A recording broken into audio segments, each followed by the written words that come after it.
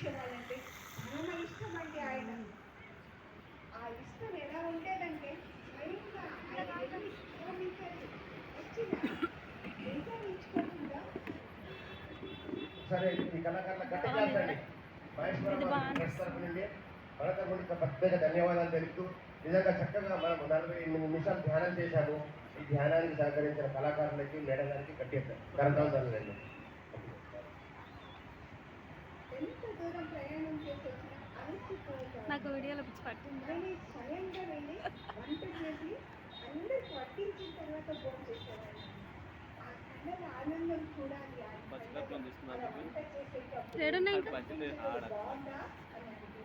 Smell బాగుంది. అలాంటి అన్నదానానికి మన ట్రస్ట్ వాళ్ళు ఎలా వైభోగం పెడుతున్నారండి. ఒక్కరోజు కాదండి 11 రోజులు మహా లోపల సమాధి ఉందా? ప్రపంచ